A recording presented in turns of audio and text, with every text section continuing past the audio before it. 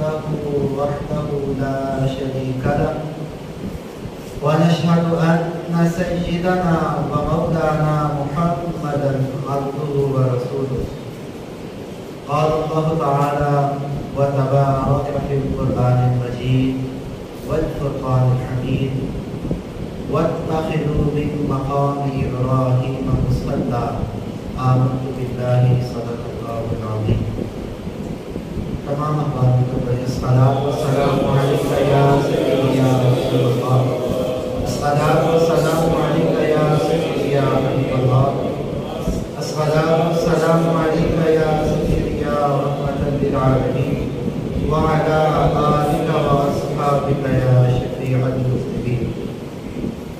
ہمارا عقیدہ ہے بندہ پروردگارم امت احمد نبی، بندہ پروردگارم امت احمد نبی، دوست دار چار یارم تابع اولاد علی، ملت مذہب حنفیہ دارم ملت حضرت خلیل، خاک پائے غوث اعظم زیر سایہ ہر ولی۔ یہ چار ایسے اشعار ہیں جس میں اہل سنت کا عقیدہ گویا کہ سمو دیا گیا۔ اسی طرح کسی اعلیٰ حضرت علیہ رحمہ نے کیا خوب لکھا، فارق حق و باطل امام الہدا، فارق حق و باطل امام الہدا، تیرے مسلول شدت پہ دام و سلام، وہ عمر جس کے اعدام شیدا سفر، اس خدا دوست حضرت پہ دام و سلام۔ حضرات محترم، یہ ہماری خوش قسمتی ہے کہ اللہ نے تقریباً 7.5 ارب لوگوں میں ہمیں مسلمان پیدا کیا۔ ایک تو ہماری خوش قسمتی ہے کہ ہم اسلام میں پیدا ہوئے، لیکن ایک وہ حضرت ہیں جنہیں خود اسلام نے اپنے لیے پسند فرمایا۔ اپنے آپ میں کتنی سعادت کی بات ہے۔ حضور علیہ السلام یہ اکثر دعا فرمایا کرتے تھے کہ یا اللہ عمر بن حشام یا عمر بن خطاب، ان دونوں میں سے جسے تو پسند کرے اس کے ذریعے سے اسلام کو غلبہ عطا فرما۔ عمر بن حشام یہ ابو جہل کا نام تھا، بعد میں ابو جہل کے لقب سے ہی مشہور ہو گیا، لیکن اصل میں یہ عمر بن حشام اس کا نام ہے، اور بڑا پڑھا لکھا سمجھدار زیرک سردار کتنے قسم کا آدمی تھا، اور یہی صورتحال حضرت عمر فاروق کی تھی، لیکن اللہ نے اسلام کے غلبے کے لیے حضرت عمر کو پسند فرمایا۔ اور وہ عمر بن حشام جو لڑر تھا، بے باک تھا، سردار تھا، پڑھا لکھا تھا، زیرک تھا، کائنات میں قیامت قائم ہونے تک جتنے بھی افراد پیدا ہوں گے اب اسے ابو جہل کے نام سے جانتے ہیں۔ یہ بھی خوش قسمتی کی بات ہے۔ حضرت عمر فاروق رضی اللہ تعالیٰ عنہ ایک مرتبہ اپنے گھر سے، یہ آپ نے قبول اسلام کا واقعہ بڑی مرتبہ سماعت کیا ہوگا، مختصر سے عرض کرتا ہوں، تلوار لے کر نکلے اور کہا کہ آج تو میں محمد کا نام ہی ختم کر دوں گا۔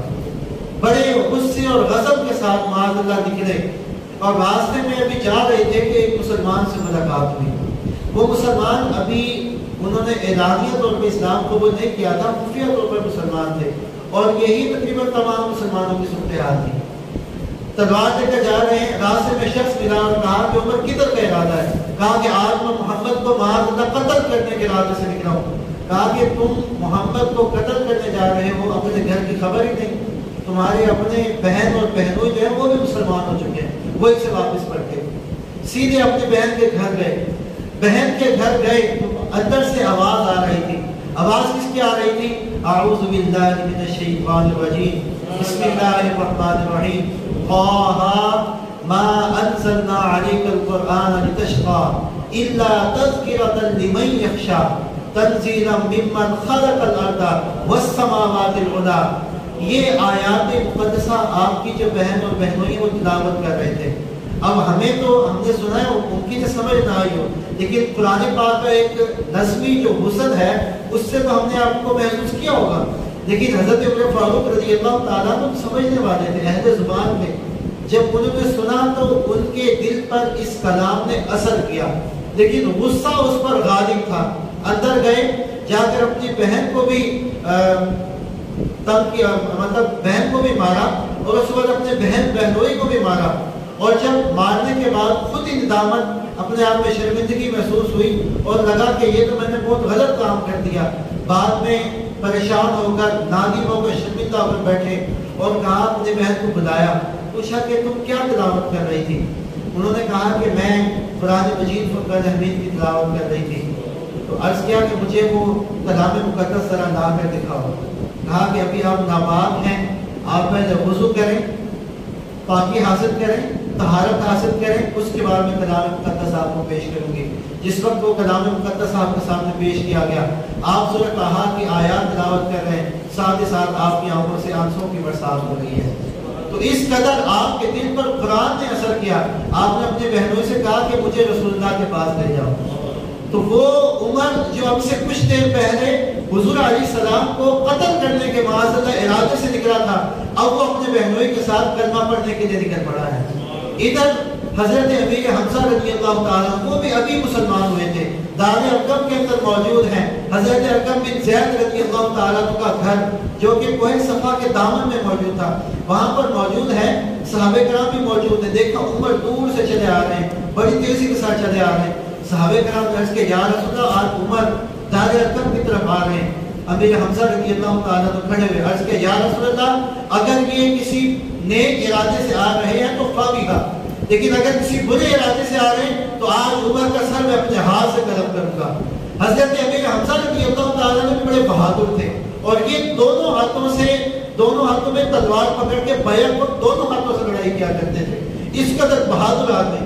تو حضور علیہ السلام نے فرمایا، حمزہ بیٹھ جاؤ، آج تمہیں اس بات کی نوبت پیش نہیں آئے گی. حضرت عمر فاروق رضی اللہ تعالیٰ تشریف لائے اور آتے حضور کے قدموں میں گر گئے اور آپ کے ہاتھ میں ہاتھ رکھ کر ہلکا بگوش اسلام ہو گئے. حضور علیہ السلام کے اس غلام کے اسلام قبول کرنے پر مسلمانوں کو اتنی خوشی ہوئی، اس زور کا نعرہ لگا کہ مدینہ مکہ کا جو در و دیوار تھے، جتنے بھی نشب و فراز تھے، وہ مسلمانوں کے نعروں کی آواز سے گونج اٹھے. مسلمانوں میں خوشی اتنی زیادہ تھی کہ آج عمر اسلام لے آئے. اور حضور علیہ السلام کی وہ دعا جو آپ فرمایا کرتے تھے کہ یا اللہ عمر بن خطاب یا عمر بن حشام کے ذریعے اسلام کو غلبہ عطا فرما، وہ آج قبول ہو چکی تھی. اور اللہ تبارک و تعالیٰ نے عمر بن خطاب کی صورت میں ایک ہیرا اسلام کو عطا کر دیا تھا. اب مسلمان پہلے خفیہ طور پر نمازیں پڑھا کرتے تھے، اب اعلانیہ طور پر نمازیں پڑھی جانے لگی. اور حضرت عمر فاروق رضی اللہ تعالیٰ کو قدیم الاسلام ہے، یعنی آپ جب چند لوگ ہی مسلمان تھے اس وقت اسلام لائے. ایک روایت کے مطابق آپ 40ویں مسلمان ہیں. آپ سے پہلے 39 لوگ مسلمان ہوئے تھے اور آپ نے اسلام قبول کر کے جو 40 کا ہندسہ عدد ہے اس کو پورا کر دیا. حضرت عمر فاروق رضی اللہ تعالیٰ عنہ، ایک تو وہ وقت تھا جب حضور کے شدید دشمن، لیکن اب وہ وقت ہے اب حضور کے شدید جانثار، ہر وقت حضور کے آگے پیچھے رہتے ہیں، حضور علیہ السلام کی اطاعت و فرما برداری میں آگے رہتے ہیں. تو جب ہجرت کا موقع پیش آیا، تمام صحابہ کرام چھپ کر ہجرت کر رہے تھے. کوئی رات کے پہر کر رہا تھا، کوئی کسی پہر کر رہا تھا. حضور علیہ السلام کو بھی حکم ابھی تک نہیں ملا تھا. حضور علیہ السلام نے صحابہ کرام کو اجازت دے دی تھی کہ آپ مکہ سے مدینہ کی طرف ہجرت کر سکتے ہیں. جب حضرت عمر فاروق رضی اللہ تعالیٰ کی باری آئی، لوگ ہجرت کر رہے تھے چھپ چھپ کر. حضرت عمر فاروق رضی اللہ تعالیٰ حرم مکی کے اندر گئے. حرم مکی جو ہے آپ نے بارہا سنا ہوگا، جب کسی نے اعلان کرتا تو وہیں پہ جایا کرتا تھا، کیونکہ یہاں پر عرب کے قریش کے بڑے بڑے سردار ہر وقت موجود ہوا کرتے تھے. پاس ہی ان کی منڈیاں بازار لگا کرتے تھے، اس کے قریب ہی ان کے گھر تھے. حضرت عمر فاروق رضی اللہ تعالیٰ وہاں پر تشریف لے گئے اور کہا کہ آج عمر مکہ کا چھوڑ کر مدینہ جا رہا ہے، مدینہ کی طرف ہجرت کر رہا ہے. جس نے اپنے بچوں کو یتیم کرنا ہے، جس نے اپنے بچوں کو یتیم کروانا ہے، وہ عمر کے راستہ آ کر روک دے. جس نے اپنی بیویوں کو بیوہ کروانا ہے، وہ عمر کو آ کر روک دے. حضرت عمر فاروق رضی اللہ تعالیٰ عنہ اعلان کرتے ہوئے اعلان بما کے طور سب کے سامنے سے مکہ کو چھوڑ کے مدینہ کی طرف ہجرت کرتے جا رہے ہیں. حضرت عمر فاروق رضی اللہ تعالیٰ عنہ کے کارنامے اور آپ کی عظیمت کی داستانیں تاریخ کے اندر سنہرے حروف سے لکھے جانے کے قابل ہیں. آپ اندازہ لگائیں حضرت عمر فاروق کی مقبولیت کا اللہ تبارک و تعالیٰ کے دربار میں کیا عالم تھا. یہاں پر آپ رضی اللہ تعالیٰ عنہ حضور سے کسی خواہش کا اظہار کرتے ہیں, وہاں سے اللہ قرآن میں آیت نازل فرما دیتا ہے. قرآن پاک میں بال اتفاق 4 مقامات ہیں جہاں پر حضرت عمر فاروق رضی اللہ تعالیٰ عنہ کی خواہش پر اللہ نے قرآن نازل فرمایا. یہ 4 تو بال اتفاق ہیں. اس کے علاوہ متعدد آیات ایسی بھی ہیں جو بعض علماء کرام کہتے ہیں کہ یہ حضرت عمر فاروق رضی اللہ تعالیٰ عنہ کی تعین پر نازل ہوئی. ان میں سے چند ایک عرض کرتا ہوں. حضرت عمر فاروق رضی اللہ تعالیٰ نے عرض کیا, یا رسول اللہ, یہ جو مقام ابراہیم ہے جہاں پر حضرت ابراہیم علیہ السلام کے قدمین شریفین جس پتھر پر نصب ہیں وہ رکھا گیا ہے, ہم اس مقام کو مصلی گاہ نہ بنا دیں, یہاں پر نماز نہ ادا کیا کریں. اللہ تبارک و تعالیٰ نے قرآن مجید فرقان حمید میں آیت نازل فرما دی اور فرمایا یہ تو عمر کی خواہش ہے, میرا بھی یہی ارادہ ہے. وَاتَّخِذُوا مِن مَّقَامِ إِبْرَاهِيمَ مُصَلًّى, اور اس وقت سے لے کے آج تک اور قیامت تک یہ سلسلہ قائم رہے گا. جو شخص بھی خانہ کعبہ کا طواف کرتا ہے اس کے طواف اس وقت تک مکمل ہی نہیں ہوتا جب تک کہ وہ طواف سے فراغت کے بعد مقام ابراہیم پر 2 رکعت نوافل ادا نہیں کر دیتا. کتنی بڑی اللہ تبارک و تعالیٰ کی بارگاہ میں عمر فاروق کی مقبولیت ہے. پھر اس کے بعد آپ رضی اللہ تعالیٰ آپ جانتے ہیں کہ اہل عرب یہ شراب کے بڑے دل دادا تھے, کثرت سے شراب نوشی کیا کرتے تھے, بہت زیادہ شراب پیا کرتے تھے. تو شراب کے اس وقت تک شراب کی حرمت تو نازل نہیں ہوئی تھی, لیکن شراب کے جو نقصانات ہیں یہ بھی کسی سے ڈھکے چھپے نہیں تھے. حضرت عمر فاروق رضی اللہ تعالیٰ عنہ نے حضور کے دربار اقدس عرض کے, یا رسول اللہ, یہ شراب جو ہے اس پر پابندی ہونی چاہیے, یہ تو بڑی بری چیز ہے.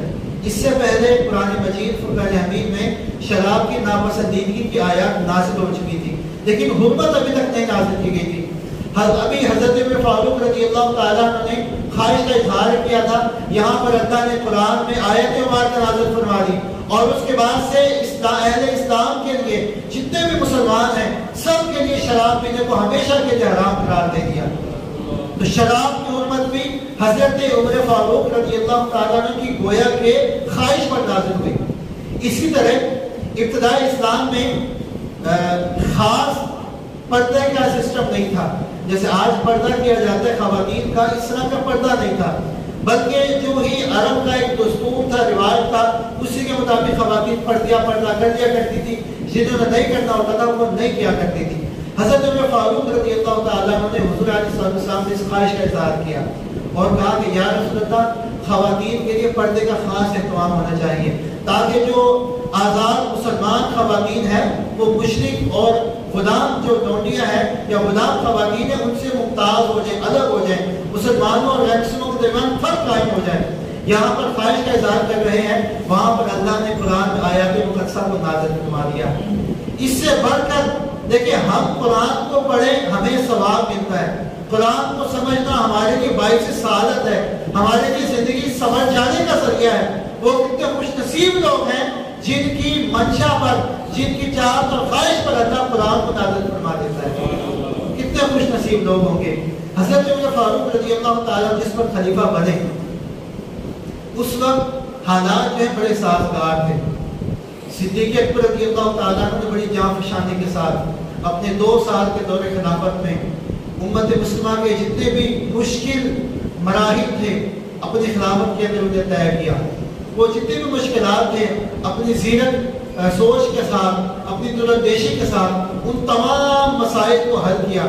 حالانکہ آپ کے دور میں نہ ہی علاقائی طور پر نہ ہی کسی اور لحاظ سے کوئی خاص ترقی نہیں ہوئی. اس کی وجہ یہ تھی کہ حالات بڑے نازک تھے. حضرت صدیق اکبر کی سارا جو دور خلافت ہے وہ حالات کو سازگار بنانے میں گزر گیا. جب عمر فاروق کا دور خلافت آیا اس وقت حالات بالکل سازگار تھے. حضرت صدیق اکبر رضی اللہ تعالیٰ کی وجہ سے حالات کنٹرول میں تھے. عمر فاروق رضی اللہ تعالیٰ کے دور حدث میں اب اسلام کو پھلنے پھولنے کا بڑا شاندار موقع ملا اور اسلام تقریباً 22.5 लाख मुरब्बा मील कहा जाता है, 22,51,300 मील के मतलब एरिया के अंदर इस्लाम उस वक्त फैल चुका था, दूर दराज तक इस्लाम फैल चुका था। और आप ये भी जानते हैं कि उस दौर में जदीद ज़राए इब्लाग नहीं हुआ करते थे। जैसे हम आज एक खबर दुनिया के एक खित्ते में होती है, उसी वक्त चंद सेकंड्स के अंदर इंटरनेट सोशल मीडिया के जरिए खबर पूरी दुनिया के अंदर फैल जाती है। दुनिया आज ग्लोबल विलेज की सूरत इख्तियार कर चुकी है। जैसे हमारी हथेली के ऊपर कोई चीज पड़ी हो और वो हमें बिल्कुल साफ नजर आती है, बिल्कुल ऐसे ही आज दुनिया हमारे सामने है। हम नेट इंटरनेट के जरिए से, सोशल साइट्स के जरिए से पूरी दुनिया तक हम रसाई हासिल कर सकते हैं। उस दौर में ये सिस्टम और निज़ाम नहीं था, लेकिन उसके बावजूद आपने ऐसा निज़ामी हुकूमत कायम किया, ऐसा निज़ामी हुकूमत कायम किया कि आज उसकी मिसालें दी जाती हैं। शर्क से लेकर गर्ब तक पूरी उम्मत एक हिदायत के अंदर खड़ी थी। और आपका ये दावा था, और तारीख में वाहिद आप ऐसी शख्सियत है जिन्होंने ये दावा किया। आपके अलावा किसी बड़े से बड़े जर्नैल ने, किसी बड़े से बड़े हाकिम ने, बादशाह ने, किसी बड़े से बड़े जो समझदार ज़ीरक शख्स हो या जो आदिल बादशाह हो, उसने भी ये दावा नहीं किया जो हज़रत उमर फारूक रज़ी अल्लाह तआला अन्हु का दावा था। आपका दावा क्या था? दो रवायात आती है, एक के मुताबिक कुत्ता, एक के मुताबिक बकरी का बच्चा। आपने फरमाया कि अगर दरिया फुरात के किनारे बकरी का बच्चा भी प्यास से मर जाता है, उमर उसके हवाले से भी जवाब दे है। कल बरोज़े क़यामत उमर उसको भी जवाब, अल्लाह तबारक व तआला के हुज़ूर उस हवाले से भी जवाब दे होगा। अल्लाह की तरफ से पूछा जाएगा और उमर जवाब देने वाला होगा।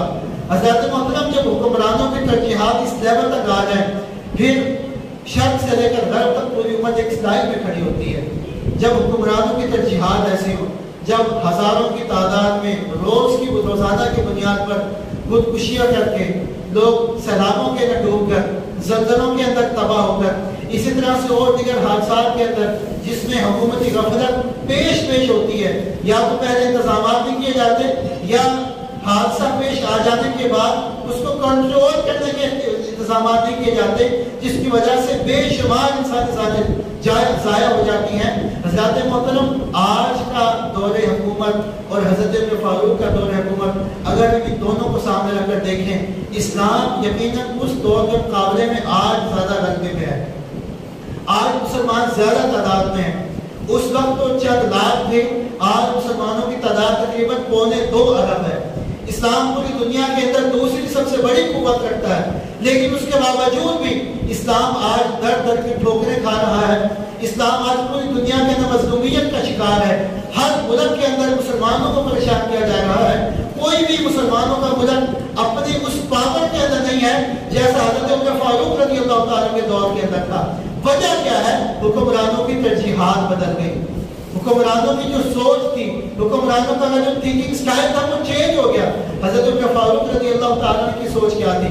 आप एक सफर से वापस आ रहे थे, आपने खेमा देखा, उस खेमे के अंदर आप तशरीफ ले गए। आपकी आदत थी कि आप जो है जांच पड़ताल करते रहते थे और देखते रहते कि मामला कैसे चल रहे हैं। आपने उस खेमे के अंदर देखे एक बुरी औरत है, उस बुरी औरत से पूछा कि उम्र के हवाले से आपकी क्या राय है? उसने कहा मेरी उम्र के हवाले से कोई अच्छी राय नहीं, कभी हाजात पूछने नहीं आया, कभी आज तक उसकी तरफ से मुझे कुछ दिया ही नहीं गया। हज़रत उमर फारूक ने फरमाया तुम इतनी दूर बैठी हो सकता है उमर को तुम्हारी खबर ही ना हो। तो वो बूढ़ी औरत कहने लगी अगर उमर मेरी खबर ये नहीं कर सकता तो फिर इतने बड़े इलाके में खिलाफत क्यों करता है? हज़रत उमर फारूक रज़ी अल्लाह तआला अन्हु की आंखों से आंसू जारी हो गए और कहा कि अम्मा मैं ही उमर हूँ। और फिर उसके बाद उनकी जितनी भी जो उनकी परेशानियां थी या जो भी तंगियां थी या जो भी वो चाहती थी आपने उसको पूरा करवाया। तो ये आपका अंदाज था, आपका हुक्मरानी का अंदाज। आप जरा अंदाजा लगाएं हुक्मरानी के अंदाज की मैंने बात की।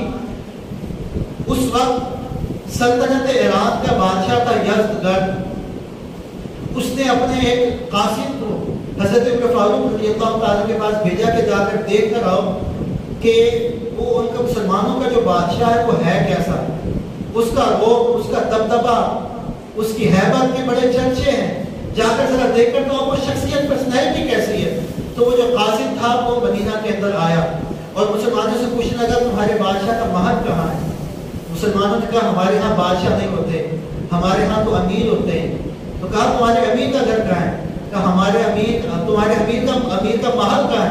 کہا ہمارے امیر کا وہاں نہیں ہے بلکہ یہ گھر ہے، اور گھر کے اندر گئے وہاں پہ موجود نہیں تھے، تو اب وہ جو قاصد تھا وہ مسجد کے اندر آ گیا، دیکھا حضرت عمر فاروق رضی اللہ تعالیٰ عنہ اپنے سر کے نیچے اینٹ رکھ کر یعنی اینٹ کا سرحانہ بنا کر آپ آرام فرما رہے ہیں، اور آپ کے جسم سے جو پسینہ بہ رہا تھا، زمین کے اوپر لیٹے ہوئے تھے، کوئی چادر بھی نیچے نہیں تھی، آپ کے پسینے سے زمین تر ہو رہی تھی، تو وہ یہ صورتحال دیکھ کر تڑپ اٹھا کے یہ عمر ہے جس کی پوری دنیا کے اندر ہیبت کے چرچے ہیں، جس کے دم سے پوری دنیا درستی ہے، بڑے بڑے بادشاہ جو ہیں اب انہیں اپنی حکمرانیوں کے دانے پڑے ہوئے ہیں کہ کب عمر کے غلام آئے اور ان کی سلطنتوں کو اپنے پیروں تلے رون دے۔ یہ عمر ہے کہ زمین کے اوپر لیٹا ہوا ہے، اس کے پسینے سے زمین تر ہو رہی ہے، اور ہمارے وہاں پر بادشاہوں کے ناز و نخرے برداشت نہیں ہوتے۔ آپ اس فوج کا اندازہ لگائیں، ایران کی فوج اتنی بڑی تھی، ایران کے ساتھ مسلمانوں کی پہلی جنگ ہوئی تھی، جنگ قادسیہ، حضرت عمر فاروق رضی اللہ تعالیٰ کے دور میں، جس میں مسلمانوں کو اللہ تبارک و تعالیٰ نصرت اور فتح عطا فرمائی۔ ایرانیوں کی فوج کتنی بڑی تھی، آپ اس کا اندازہ اس بات سے لگا سکتے ہیں کہ وہ فوج اتنی بڑی تھی کہ گنتے بھی نہیں تھے، وہ گننا بھی ان کے لیے مشکل تھا۔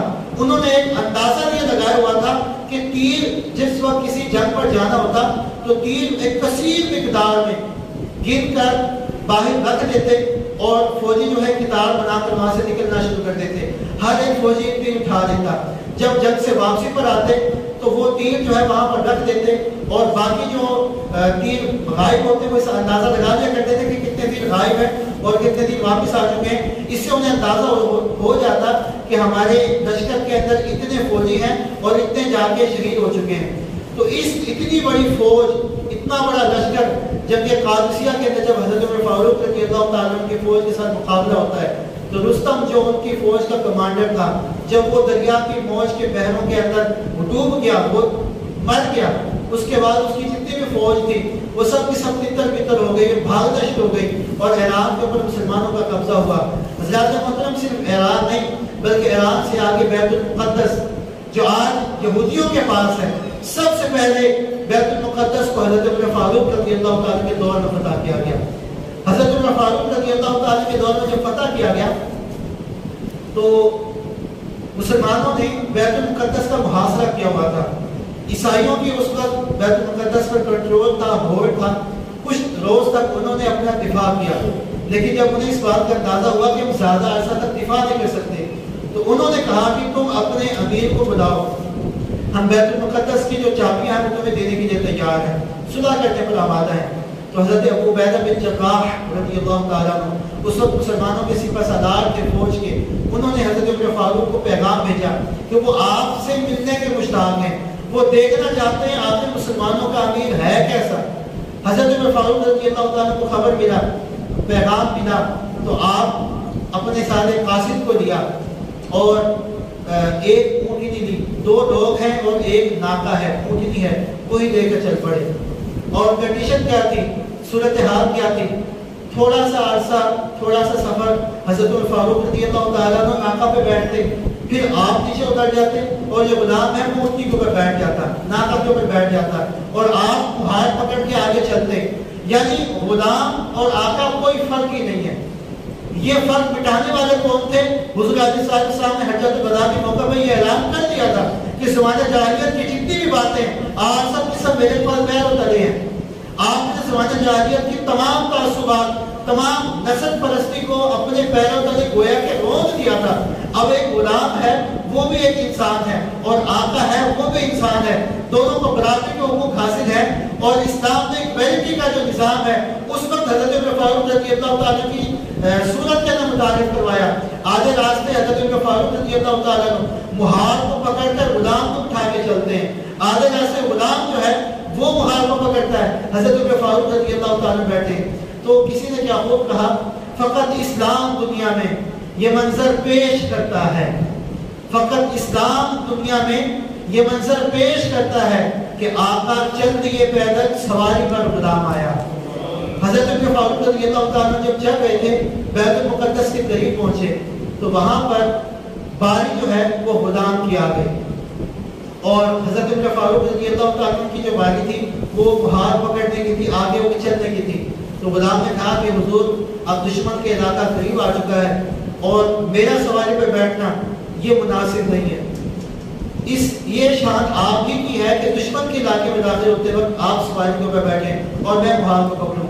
حضرت عمر فاروق رضی اللہ تعالیٰ کہا کہ یہ انصاف کے متقاضی نہیں ہے. انصاف کا تقاضا یہ ہے کہ تم سواری کے اوپر بیٹھے میں محال کو پکڑوں. جب حضور علیہ السلام میں یہ دونوں غلام عمر فاروق رضی اللہ تعالیٰ اور ان کا خادم جب دونوں دشمن کے علاقے میں داخل ہوئے، کفار جو ہے عیسائی جو وہ قطار بنا کر کھڑے تھے، وہ یہ منظر اپنی آنکھوں سے دیکھ رہے تھے. تو انہوں نے جب دیکھا کہ ایک غلام کے حلیے والا شخص وہ سواریوں پر بیٹھا ہوا ہے، انہیں بڑا تعجب ہوا. انہوں نے کہا کہ یہ چہرے سے جو شخص جو امیر ہے مسلمانوں کا، جو سواری پر سوار ہوتا وہ آ رہا ہے، یہ تو چہرے سے بھی غلام لگتا ہے. اس سے خوبصورتی میں تو وہ غلام ہے جس نے مہار پکڑی ہوئی ہے. مسلمانوں نے کہا کہ تم دھوکہ کھا گئے ہو. اصل میں غلام وہ نہیں ہے جو سواری مہار دے کر چل رہا ہے، اصل غلام وہ ہے جو سواری کے اوپر سوار ہے. ہمارے امیر، ہمارے آقا، ہمارے خلیفہ، ہمارے امیر المؤمنین تو وہ ہے جو اونٹے کے مہار تھامے تھامے آگے آگے آ رہے ہیں. حضرت عمر فاروق رضی اللہ تعالیٰ کو اس شان کے ساتھ بیت المقدس میں داخل ہوئے کہ آپ کے کرتے کے اوپر کئی پیورد لگے ہوئے تھے. زیادہ مطلب اس کی یہ وجہ نہیں تھی کہ آپ کے پاس اتنے مسائل نہیں تھے. حالانکہ آپ رضی اللہ تعالیٰ کے دور میں آپ نے جو اجارہ تھا، تنخواہیں تھی، وہ بہت زیادہ بڑھا دی تھی. اور اتنی تنخواہیں بنتی ہیں کہ اگر اسے آج کی کرنسی کے اندر ڈھالا جائے تو لاکھوں روپے بنتے ہیں. اس کے باوجود آپ کا یہ حلیہ کیوں؟ وجہ یہ تھی کہ آپ رضی اللہ تعالیٰ عنہ اپنے دوست صدیق اکبر رضی اللہ تعالیٰ کے نقش قدم پہ چلتے تھے، اور صدیق اکبر رضی اللہ تعالیٰ عنہ اپنے محبوب محمد رسول اللہ نبی آخر الزمان صلی اللہ علیہ وسلم کے نقش قدم پہ چلا کرتے تھے. صورتحال یہ تھی کہ جو بھی آمدنی ہوتی ہے، جو بھی تنخواہ تھی، اس میں سے فقط اپنی ضرورت کا گھر میں رکھتے، باقی سب اللہ کی راہ میں تقسیم کر دیا کرتے تھے.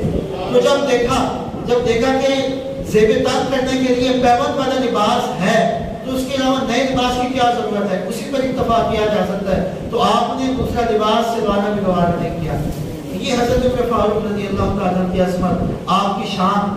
آپ اندازہ لگائیں کہ آپ آج دنیا کے اندر تقریباً 250 کے قریب ممالک ہیں. آپ کے بنائے ہوئے قوانین آج پوری دنیا کے اندر کسی نہ کسی انداز کے اندر رائج ہے. آج اگر ڈاک خانے سے کوئی خط باہر نکلتا ہے تو یہ حضرت عمر فاروق رضی اللہ تعالیٰ کے دور کی یاد تازہ کرتا ہے، کیونکہ سب سے پہلے محکمہ ڈاک کی بنیاد حضرت عمر فاروق نے رکھی. آج اگر کوئی پولیس کا سپاہی یونیفارم پہنتا ہے تو یہ حضرت عمر فاروق رضی اللہ تعالیٰ کی یا آپ کی جو دوراندیشی ہے یا جو آپ کا دور خلافت ہے اس کی یاد تازہ ہوتی ہے، کیونکہ سب سے پہلے پولیس کے محکمے کی بنیاد ایک روایت کے مطابق حضرت عمر فاروق رضی اللہ تعالیٰ نے رکھی. آج اگر کوئی فوجی 6 ماہ کے بعد اپنے گھر واپس آتا ہے تو یہ حضرت عمر فاروق رضی اللہ تعالیٰ کے دور کی یاد تازہ ہوتی ہے اور آپ کی دوراندیشی کی یاد تازہ ہوتی ہے، کیونکہ اس سے پہلے جو سپاہی ہوا کرتے تھے ان کی گویا کہ کوئی زندگی نہیں تھی. وہ سالوں تک محاذ پر رہتے، جنگوں پر رہتے، گھر واپس لوٹنے کا کوئی سوال ہی نہیں تھا. جب جنگ ختم ہوتی تب زندہ یا مردہ کسی بھی حالت میں واپس لوٹا کرتے تھے یا وہیں پہ دفن ہو جایا کرتے تھے. حضرت عمر فاروق رضی اللہ تعالیٰ نے سپاہیوں کے لیے 6 ماہ کی مقرر کی، جو محاذ پر گیا ہے وہ 6 ماہ بعد واپس اپنے گھر آئے گا. تو آج اگر کوئی فوجی اپنی ٹریننگ مکمل کرنے کے بعد یہ 6 ماہ کے بعد واپس اپنے گھر لوٹتا ہے تو یہ حضرت عمر فاروق رضی اللہ تعالیٰ کے دور کی گویا کی یاد تازہ ہوتی ہے. جب آپ نے پولیس کے محکمے کی بنیاد رکھی تو ظاہر سی بات ہے جیل خانے کی بھی بنیاد رکھنی تھی.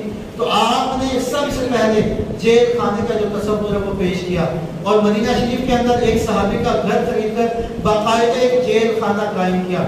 آپ رضی اللہ تعالیٰ نے اسلام کے اندر سب سے پہلے بیت المال قائم کیا. بیت المال اس سے پہلے نہیں تھا. جو بھی مال غنیمت آتا ہے یا آمدنی ہوتی وہ ویسے مسلمانوں میں تقسیم کر دی جاتی تھی. لیکن حضرت عمر فاروق رضی اللہ تعالیٰ نے کیونکہ باقاعدہ فوج کے محکمے کی بنیاد رکھی تھی اور باقاعدہ سپاہیوں کا تقرر کیا تھا، وہ سپاہی جو پرماننٹ بیس پر سپاہی تھے، پہلے تو ایسے ہی ہوتا تھا، حضور علیہ السلام اعلان فرماتے، صحابہ کرام اکٹھے ہوتے، جہاد میں چلے جاتے۔ اب آپ نے باقاعدہ طور پر فوجی بھرتی کیے، فوج کے محکمے کی بنیاد رکھی۔ جب مستقل طور پر سپاہی بھرتی ہوئے تو جہاد ظاہر سی بات ہے ان کے معاش، ان کی ضروریات کا بھی خیال رکھنا تھا، ان کے لیے تنخواہوں کا معاملات تھے، اور اسی طرح آپ نے اور بھی بہت سے محکموں میں جو پرمننٹ بیس پر لوگوں کو ملازمت پہ رکھا، تو ان کی تنخواہوں کے لیے آپ نے بیت المال کا محکمہ قائم کیا۔ جو بھی آمدنی ہوتی آپ بیت المال کے اندر قائم کرتے، بیت المال میں رکھتے، اور وہاں سے تنخواہیں ادا کی جاتی۔ حضرت عمر فاروق رضی اللہ تعالیٰ عنہ نے سب سے پہلے عام لوگوں کے لیے قرضہ اسکیم کا آغاز کیا۔ آپ نے شاید یہ بات پہلی مرتبہ سنی ہو، حضرت عمر فاروق رضی اللہ تعالیٰ عنہ نے یہ سسٹم رائج کیا تھا کہ جو غریب لوگ ہیں، جن کے پاس کاروبار کرنے کے لیے پیسے نہیں ہیں، وہ بیت المال سے قرضہ دے سکتے تھے۔ اور قرضے کا طریقہ کار کیا تھا؟ قرضے کا طریقہ کار یہ تھا کہ گویا کہ اس تجارت میں بیت المال بھی برابر میں شریک ہوگا۔ وہ شخص قرضہ دیتا، تجارت کرتا، جو قرضہ ہوتا تھا وہ بعینی ہی بیت المال کو واپس کرتا، اور جو نفع ہوتا اس نفع میں سے ہاف جو ہے وہ اپنے پاس رکھتا، آدھا بیت المال کے جمع کروا دیتا۔ اس طرح سے بغیر کسی انویسٹمنٹ کے، مطلب اپنی طرف سے پیسے لگائے بغیر، اس کی بھی آمدنی ہو جاتی، اس کا بھی کام چل پڑتا، بیت المال کو بھی فائدہ حاصل ہو جاتا۔ تو یہ جو چیز ہے سب سے پہلے حضرت عمر فاروق رضی اللہ تعالیٰ نے متعارف کروائی۔ پھر اس کے بعد وقف کی بنیاد۔ آج ہم بہت سی چیزیں وقف کرتے ہیں، جگہ خرید کر اللہ کے راہ میں وقف کرتی، مدرسہ بنا لی وغیرہ وغیرہ۔ وقف کی جو بنیاد ہے یا وقف کا جو سلسلہ ہے، سب سے پہلے حضرت عمر فاروق رضی اللہ تعالیٰ نے رکھا۔ خیبر کے موقع پر جب یہودیوں کے جو خیبر کا قلعہ تھا وہ فتح کیا گیا، جتنے بھی قلعے تھے وہاں پر فتح کر دیے گئے، جتنی بھی زمینیں تھیں مسلمانوں کے کنٹرول میں آ گئی، مہاجرین کے اندر ان زمینوں کو تقسیم کر دیا گیا۔ حضرت عمر فاروق رضی اللہ تعالیٰ کے حصے میں بھی زمین آئی، آپ نے وہ زمین اپنے حصے میں لینے کے بعد اللہ کی راہ میں وقف کر دی۔ تو سب سے پہلے اسلام میں وقف کا تصور حضرت عمر فاروق رضی اللہ تعالیٰ نے پیش کیا۔ آج جو شخص ریٹائر ہو جاتا ہے اس کی پینشن گورنمنٹ جو ہے وہ دیتی ہے۔ یہ جو تصور ہے یہ بھی سب سے پہلے حضرت عمر فاروق رضی اللہ تعالیٰ نے قائم کیا۔ آپ دیکھیں اس دور کی بات کرو، آج سے تقریباً اب جو یکم محرم الحرام آج ہے یہ 1444 ہجری ہے، تو گویا کہ ہم 1400 سال پہلے کی بات کر رہے ہیں۔ اس دور کے اندر آپ نے سب سے پہلے جو شیر خوار بچے ہیں ان کے وظائف مقرر کیے، جو بیوہ خواتین ہیں ان کے وظائف مقرر کیے، اور جو غیر مسلم پورے ہو چکے ہیں ان کا ٹیکس معاف کیا۔ جو غیر مسلم ہوا کرتے تھے وہ خراج ادا کیا کرتے تھے مسلمانوں کے علاقے میں رہنے کے لیے، ٹیکس ان پر اسپیشلی لاگو ہوا کرتا تھا۔ ایک مرتبہ آپ ایک بوڑھے آدمی کے پاس گئے جو کہ بھیک مانگ رہا تھا، غیر مسلم تھا، تو آپ نے اس سے بھیک مانگنے کی وجہ پوچھی۔ اس نے بتایا کہ جب میں جوان تھا میرے جسم میں توانائی تھی، میں کام کیا کرتا تھا، محنت مزدوری کیا کرتا تھا اور اپنا بھی پیٹ پال لیتا، اور جو میں مجھ پر ٹیکس لاگو ہوتا ہے اسلامی مملکت میں رہنے کی وجہ سے وہ بھی نہیں دیا کرتا تھا۔ اب میرا جسم داغر ہو چکا ہے، میرے ہاتھ میں راشا آ گیا ہے، کمر جھک چکی ہے، میں کام نہیں کر سکتا، محنت مزدوری نہیں کر سکتا، تو لہٰذا میں اب ٹیکس ادا کرنے کے لیے اور اپنا گھر چلانے کے لیے میں اب بھیک مانگتا ہوں۔ حضرت عمر فاروق رضی اللہ تعالیٰ نے فرمایا کہ میری غیرت کی گوارا نہیں کرتی کہ ہمارے مملکت میں رہنے والے نوجوان جب اپنی توانائی کے ساتھ وہ موجود ہو تو وہ ہمیں کما کر ٹیکس دے، اور بڑھاپے کے اندر بھی ہم اس سے ٹیکس دیں۔ آپ نے اس کا ٹیکس معاف فرما دیا، اس کے بعد سے بڑوں سے ٹیکس نہیں لیا جاتا تھا۔ حضرات محترم، یہ وہ پالیسیاں تھیں، یہ وہ قوانین تھے جس کی بنیاد، جس کی بنا پر حضرت عمر فاروق رضی اللہ تعالیٰ عنہ دنیا کے عظیم سپہ سالار، دنیا کے عظیم حکمران، دنیا کے عظیم خلیفہ کہلائے، اور آپ کا جو سسٹم ہے وہ عمر نام کہلایا۔ اللہ تبارک و تعالیٰ ان نفوس قدسیہ کے نقش قدم پر ہم سب کو چلنے کی، ان کی تعلیمات پر عمل پیرا ہونے کی، اور ہمارے حکمرانوں کو ان سے سبق حاصل کرنے کی توفیق عطا فرمائے۔ وما علیہ الا البلاغ۔